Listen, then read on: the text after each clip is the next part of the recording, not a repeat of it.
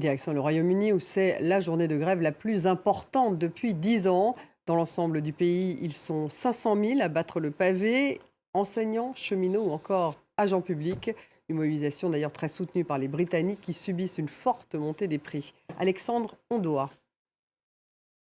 Ce matin à Londres, le transport s'annonçait déjà difficile.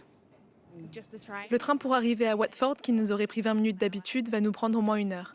J'habite à Manchester, donc j'ai dû venir hier soir.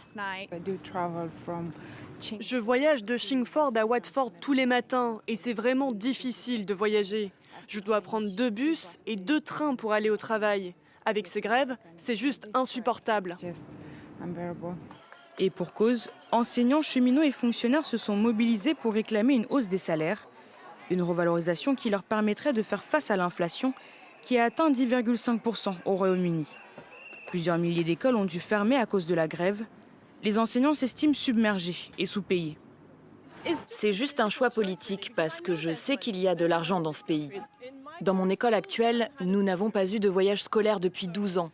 Je pense donc qu'il y a un lien direct entre un budget réduit pour les écoles et un enseignement de moins bonne qualité pour les élèves. Ce gouvernement n'a pas atteint ses objectifs de recrutement dans l'enseignement depuis plusieurs années. Et cela s'est intensifié cette année. Il y a donc une crise dans notre service éducatif et je suis fier que nos membres se soient levés pour dire ça suffit. Mais le gouvernement britannique refuse de fléchir.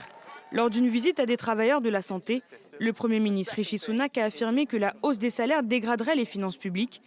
Un discours corroboré par sa ministre de l'Éducation. Nous comprenons que les gens se sentent plus pauvres, mais la chose la plus importante que nous puissions faire est de réduire de moitié l'inflation pour que tout le monde se sente mieux. Nous ne pouvons pas risquer d'alimenter l'inflation avec des augmentations de salaires supérieures à l'inflation. Et nous avons été très clairs sur ce point.